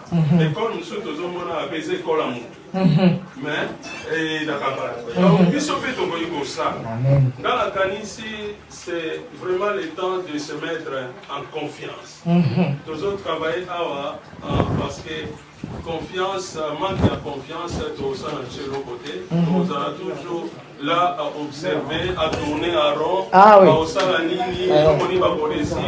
même s'il y a un qui a échoué, qui a connu les échecs peuvent devenir des échecs. Donc il faut utiliser les règles à passer pour aboutir dans Babylone et aux Amara. C'est vraiment quelque chose d'apprécié. Et ce que moi je souhaiterais, selon aussi une de Konangai, juste pour les objectifs et puis l'organisation, ceux qui faut s'appuyer à des organisations ou à des communautés qui sont déjà structurées. Par exemple, ceux qui sont dans la communauté congolaise en Milouz, peut-être que nous avons la Milouz, vous avez la gare, vous avez mais ceux qui voyaient parce qu'ils ont la communauté structurée, est-ce que à niveau il y a organisation, il y a comité ils ont conduit, association, est-ce qu'il n'y a pas moyen de penser à des extensions dans le pays, dans la ville, avec des comités qui sont déjà assis, travailler, avoir peut-être un représentant, il y a RDC Monde qui est directement en collaboration dans le comité principal. Voilà, c'est bien. Donc peut-être il y a un poche et c'est cette personne-là qui peut aussi amener de formation à niveau et à comité. Parce que ça sera difficile de passer. Et puis, deuxième proposition, est-ce qu'il n'y a pas moyen, à niveau, on a maintenant les flyers, mais aller aussi peut-être dans une brochure de RDC Monde. Là où il y a des informations, là où il y a des projets, et là où il y avait peut-être une réunion et Salama qui peut réfléchir à quelque chose. Comme ça, il y a quand même un suivi. Parce que les autres Tozawa, première fois dans RDC Monde, peut-être un jour qu'il y aura une conférence, peut-être s'il y a un révis, il y a quelque chose qui passe les informations et vous permettre que je sois Nazara aussi dans le temps. Donc moi je crois que c'est juste ces propositions et puis encourager vraiment les frères, c'est notre temps, nous pouvons que marquer notre temps. Donc, merci Papa Pasteur.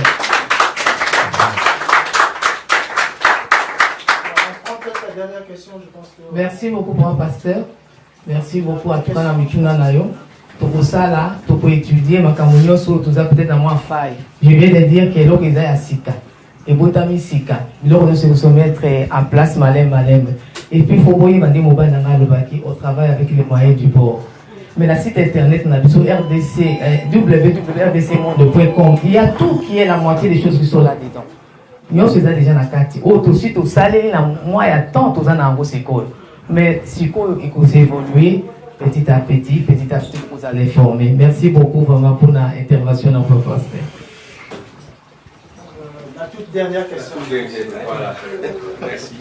Moi, je n'ai pas une question. Bon, en tout cas, dans CP Mingi, je suis Charles Matanda, à Milouz. Donc, voilà, conseiller, je suis congolais. L'association de la Casa Milouz. Donc voilà, la CP Mingi, Nayaki Awa. Déjà, la Yoki RDC Monde et pas LDZ. La Yoki, on se fait Charles Pangui. La lundi, ma conférence au Sali. Donc voilà, j'attendais. La maintenant, vous avez la action. La maintenant, c'est là, j'ai la convaincu. Voilà. La explication, l'objectif. Donc là, je suis tellement convaincu. Merci beaucoup. La CP de Makassi, j'avais préparé 5 questions.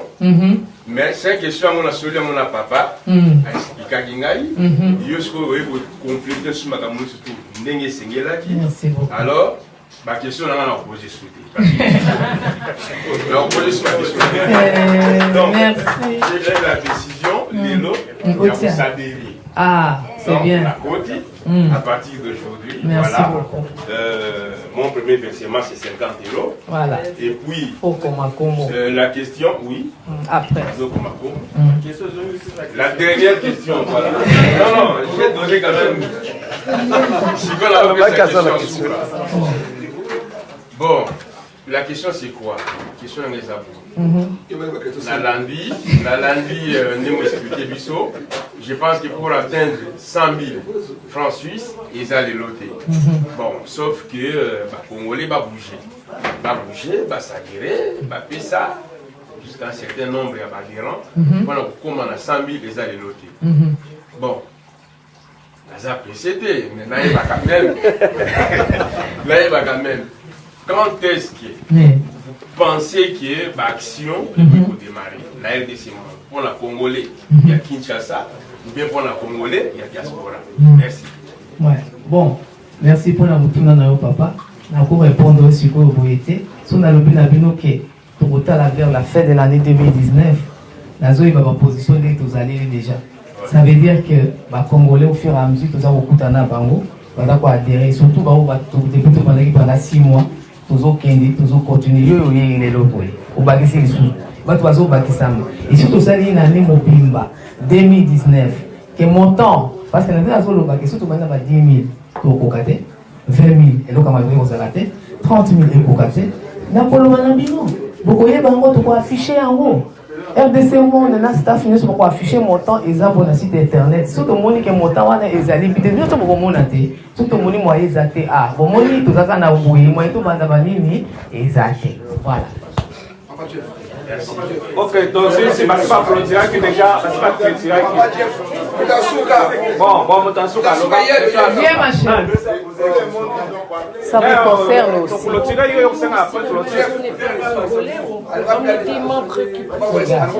Ok, ok. C'est le monde entier. Comme ça, on en parle aux amis, tout le monde pour dire. D'accord. Ok. Tout le monde. Papa. Toujours pour la RDC Monde. Mais ces gens ne sont pas des Congolais. Comment ils peuvent faire pour intégrer soit commencer à envoyer leur consommation dans RDC Monde? Ouais. Parce qu'il y a un retard, mon frère, aux Alaki Wapiboy. Aussi, il y a un retard, vous voyez. Azam, tu as un retard. Tu as un retard, hein? Na Lobelaki.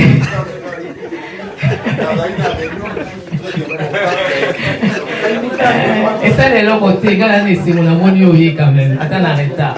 Mais on a eu ça que, na Lobaki, tout au début, que, au côté de site Nabiso, www.rdcmonde.com. Ça veut dire qu'il y a tous les détails. Bon réseau qui na Congo ya nani, tout est là dedans. Et puis même la flyer awa, tout est expliqué comment on doit adhérer. Monde de l'accès mobile mobile, le bika ba congolais té. Pour la ça ba démarche siko pour na ba congolais, ba le baka et toi le ciel te verra. So biso mo ba congolais, ni na le baki ke na yebi ba porte na ko beta. Pour tous zo ambon na sima. Mais so biso mo to matisi moi eloko ango té. Comment to ko beta ba porte pour ba aider mo kana biso. Il faut tout ça la moi quelque chose. Pour mon délai, vous pouvez s'appuyer moi à coup de main. Voilà. Ok, merci. Tosukisia, mais avant, tu peux ça, maman Pauline, parole Nasuka, pour peut-être Azan, il va remercier Biso Nasuka. Mais Biso, na Congo, je suis congolais, dans la communauté congolaise. Tolipe, Torib Sabino, merci. Déjà, initiative au Bozui. Et ça bien, pour la Biso Nyoso, merci, Biso communauté congolaise à Mulhouse. D'un peu se déplacer, boyer. Pour la Biso, la simplicité, la Bino, d'un toujours ce cara, net de Banaki depuis Kala. En tout cas, merci, la délégation, merci. Et vous avez soukate. Donc ça, peut-être, dans l'église, il n'y a pas pasteur Belé, tu organiser, et vous allez moins visiter Belé. Ah, ouais, le Pangia Bandiawa. Tu consolation, pasteur Belé, bande comme ça baya te nambula basisi bakite vous appelez na matanga en tout cas merci beaucoup merci beaucoup les paroles pour clôturer na lingi na clôturer la bis bande konanganya so bazali awa merci beaucoup na de se déplacer tout kutani ensemble et puis chaleur ils na kati ya mboka na bino na monate nga mama na lingi na Mulhouse na lingi Mulhouse baya Mulhouse kaka boye nous avons Bomoko Bolingo. Merci. Vraiment, Mulhouse est commune d'Apunanga. La CPN Makasi, merci beaucoup à maman Rebecca et maman Mimi, Baouti Bamboka Bapaya, Baouti en Allemagne, Baye pour voir rejoindre Ngaya. Et merci beaucoup pour pasteur pour l'intervention aussi. Merci à tout le monde. On peut ça merci beaucoup. Comme Loubaki, association, je suis congolais et puis association Bon Berger. Et puis là, on peut ça merci et belé les sous na papa Richard Apangi. La ligue organisation le point Babiso Awa. Papa Jeff, n'a pas si merci à trop. Et puis Bino Nyonso. Et surtout Moutunangai. Bonio Zoki Maboye. Rogers. Et Kuba Maître, et Kuba Rogers. Merci beaucoup vraiment pour notre accueil, pour nous rejoindre sur la gare, pour nous servir au boyer. En tout cas, merci beaucoup Rogers. Merci beaucoup. Ok. Merci. Pangi, nous organisation, il y a conférence. Et ça, na poche à Pangi, nous organisé associé biso association. Et puis à l'Obaki, nous kobaye, nous à Boété. Na ba de kobaoti Suisse. Na ba Congolais à Mulhouse. Tu peux lire quelque chose, tu peux mettre après. Donc nous sommes en effort. Ce qui nous décolle, nous avons ça les locaux à Boété. Et bon, nous tous ensemble, nous avons ça les locaux à les flyers. Donc tout ça, nana. Merci. Peut-être que la partie est après pour la vidéo à Bolia. Bon, tout le monde est là pour la vidéo à Bolia, tout le monde est là aussi pour l'association. Je continue, s'il vous plaît.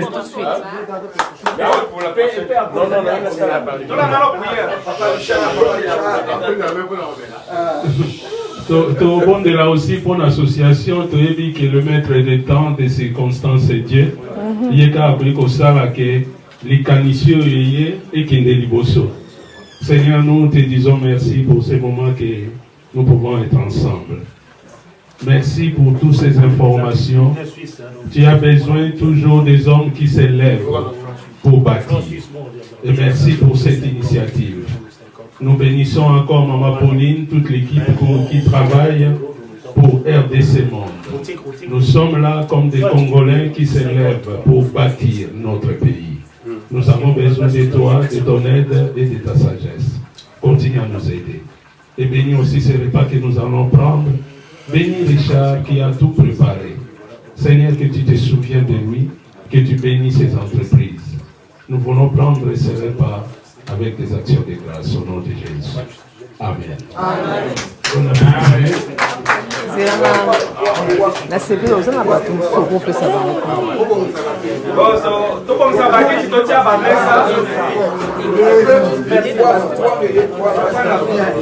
Merci maman Pasteur Bele, merci pour la présence. Merci papa. Donc sanité, tout ça la matanga, de bonabiso à Koufeli, de bonabiso flyer. Dina ça à Koufeli moi aussi. De bonabiso, Kokodio bonabiso. Naza Navane Milouz, la France. Et puis je suis membre. Je suis congolais. L'association Je suis congolais à Milouz. Et puis je joue un rôle il y a conseiller. La association Je suis congolais à Milouz. Voilà. Est-ce que connaissez-vous l'association RDC Monde? Oui, naïbi association RDC Monde. Naïbi Ango par la publicité, par interview, par conférence, beaucoup plus de lézères, le Belagango Mingi, et puis Maman Pauline Lumumba, le Belagango Mingi dans la conférence, et par Richard Mpangia Wapé, le Belagango Mingi dans la conférence. Donc voilà, et bien. Est-ce que vous avez membre Non, pour l'instant, on a comme membre été, mais je pense qu'à partir d'aujourd'hui, tellement on a eu d'informations, il y a RDC Monde et Belé. Donc aujourd'hui, je me décide, il y a Rosala Mam, la carte c'est RDC Monde. Vous souhaitez dire que vous rejoindre RDC Monde? Qu'est-ce que tu leur dis? On a souhaité que rejoindre RDC Monde. Base de courage, baya ko s'adhérer à RDC Monde. Parce que c'est une association, une grande association, il y a un monde entier. Les Congolais bipai na bipai bozali. Donc beaucoup d'associations il y a un monde entier, RDC Monde. Boya ko s'associer et puis voilà. RDC Monde makambozie belé na kati, ils ont un projet belé ya ko sunga Batou, Congolais précisément, Nakaya maladie, Nakaya décès, et puis Nakaya projet.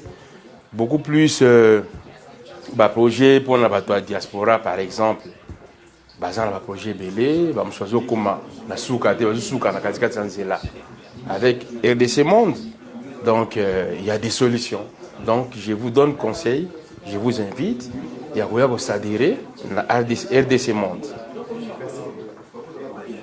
Mbote balandi o balandaka chaîne oyo kombo na ngai Rebecca Mwamba na uti Allemagne précisément na Reutlingen pembeni ya Stuttgart.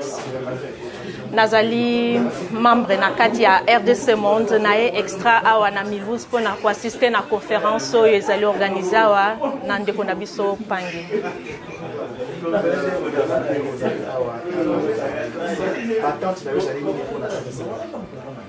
Batante na ngai ezali ke RDC Monde ndenge ezali apona kosangisa bakongole nyonso tuna kati ya mokili mobimba ke tosangana tozala bomoko po ndenge nalobaka mosapi moko esukolaka elongi te.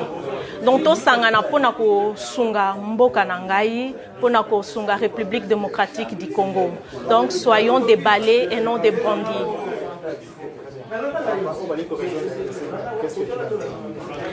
Baona no bakoti RDC Monde bande konanga boya bobanga te. RDC Monde des associations moko ezali sérieux ko banga te po mbongo na biso mbongo biso tozoti eza na kati ya sécurité yaka oyo na nozu information te oyo na noyebi te ndenge na okota te baza na site na bango www.rdcmonde.com okozwa ba information nyonso tout okotanga et puis okozwa ba contact ezali pona ko contacter ndeko na biso Maman Pauline na bande ko na biso baza membre kuna ba ko expliquer yo donc banga te ya okota ezali pona biso nyonso tout boya RDC Monde kaka boy. Qu'est-ce que tu souhaites des gens? Die Leute, die noch nichts entschieden haben, als Mitglieder in RDC Mond zu werden, ich würde sagen, ja, sollen kommen. RDC Mond oder RDC Welt, Demokratische Republik Welt, es ist eine Verein, die verrückt, alle Kongolesen sollen zusammenarbeiten. Es geht um eine Einheit, dass wir für Demokratische Republik Kongo kämpfen. Wir haben verschiedene Projekte. Und diese verschiedenen Projekte können wir das machen, wenn wir nicht Geld haben. Deswegen, alle Kongolesen, die überall in die ganze Welt sind, sie sollen kommen und Mitglieder werden für Demokratische Republik Welt. Es bedeutet RDC Mond. Es gibt so eine Website, es steht drauf, dreimal die www.rdcmonde.com. Wir sollen kommen und für Demokratische Republik kämpfen. Dankeschön. Bonjour, bonsoir, ça dépend na erbo landabiso. Je me présente nga Mimi Monzi, na uti na Allemagne na ville Eschingen. Bon, je nesika oyo pour na conférence basalisi awa na papa na biso association eza na Milouze, association ya papa na biso Pangi. Voilà, donc yango moni toye na esika o. Si RDC Monde si na ebi yango na yokaki yango et pas copine atalisa yango alobek nanga yango, donc nazaki intéressé, c'est la toute première fois na yawa. Avec je suis intéressée, je veux quand même venir. Donc yango na e. Si na yokaki yango na ebi yango, ouais, na ebi. Te nazana membre te, donc c'est la première fois que naya, donc du fait que est intéressé kinga vu ba projet au bazanango parce que eza souci na biso. toyedaka mwa muke na ndenge na biso moko aider Congo mais tellement il y a monde eye eloko ya bana mboka yango wana donc nazalaki intéressé naya nayoka déjà na moni qui est intéressé nga donc na komi déjà membre voilà. Pour vous retrouver ici, nous sommes à Milouze. Milouze, c'est Orin, Alsace. On est à l'est de la France, on est en frontière avec Basel, Suisse et Allemagne, Freiburg, c'est Milouze. Ici, c'est Milouze. Moi, c'est Jeff Kabonka, je suis le président de l'association de la communauté congolaise qui se réunissent dans l'association Je suis Congolais. Je suis Congolais à Milouze.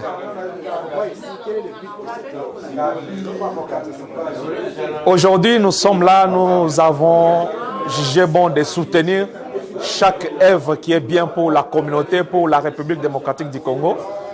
Nous avons adhéré dans cette initiative de RDC Monde. RDC Monde, comme le dit souvent Eliezer Ntambwe, et nous avons dit que c'est une bonne idée, c'est une bonne initiative. Nous devons soutenir ça et nous avons l'association et Pangi, chez Pangi, là où on se réunit ici, nous avons jugé bon d'inviter celle ou celui qui est au-dessus, celui qui est la présidente, qui est la personne de Pauline Lumumba, qui est la présidente de RDC Monde. RDC Monde Kakaboe. Pauline Lumumba, nous l'avons invitée ici pour qu'elle nous explique clairement, parce que nous on explique à tous les Congolais qui sont ici, mais elle est mieux placée pour expliquer. C'est pourquoi nous avons dit, nous allons faire une conférence avec la communauté congolaise à la présence de Pauline Lumumba, la présidente de RDC Monde. En tant que président,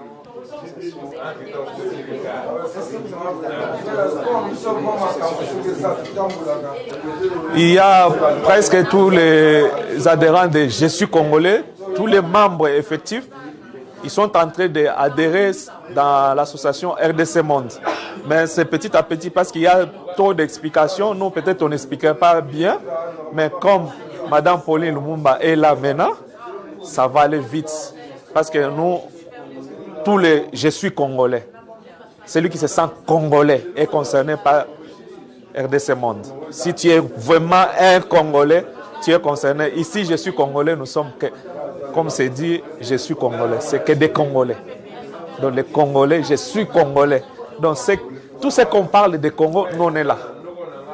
Vous avez des attentes RDC Monde, nous attendons qu'il y ait toujours l'éclaircissement sur tout ce qui se passe, plus d'informations, parce qu'il y a déjà des gosses, les Kadiampemba comme on les appelle chez nous, qui cherchent un peu à diaboliser les choses, mais nous voulons que RDC, qui ait de moyens, la presse, de parler, et merci déjà pour la presse qui est là, parlons-en. Merci, parce que c'est comme ça, nous voulons que RDC Monde avance. Nous attendons que les comités avec la présidente puissent bien marcher, puissent être en harmonie avec la communauté, avec la diaspora, avec les Congolais en entier. Merci, merci. Tchangaka, comme on dit toujours, Tchangaka, suivez-nous sur notre chaîne. Tchangaka, chaîne de Milouz, Tchangaka, toujours, so batchokate, c'est que moi, mais biso toche ka na biso, totala ka lokwa Kinshasa, ka lokwa Congo, ka lokwa Kinshasa, ka lokwa Kabonka, toche ka na RDC Monde, toche bangoka. Ngai comme nanga honoré Tumba Samson, naza président fondateur et association Bomberger, naza membre et association Je suis le Congolais. Les lotos za wa poto yamba Maman Pauline Lumumba pour na makambo ya RDC Monde. RDC Monde ezali eloko oyo bisonyo tolingi to zala simana bango parce que bazo initiative nini makambo ya Congo ebele pona kotonga ba école ba misala makambo mususu oyo ezoya. Alors c'est pourquoi les loyo toza awa pour to yambaye pe to pesa to kabona ba idée to sanga ba idée.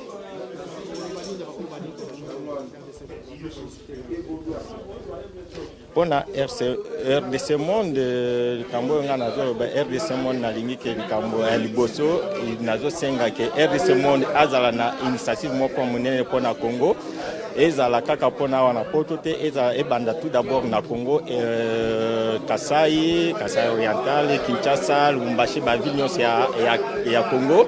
Après tout se développer. Une fois que se développer, to bandi lisusu na monde entier, to poti na Chine na nini wana, et nazo Singapour na avenir ya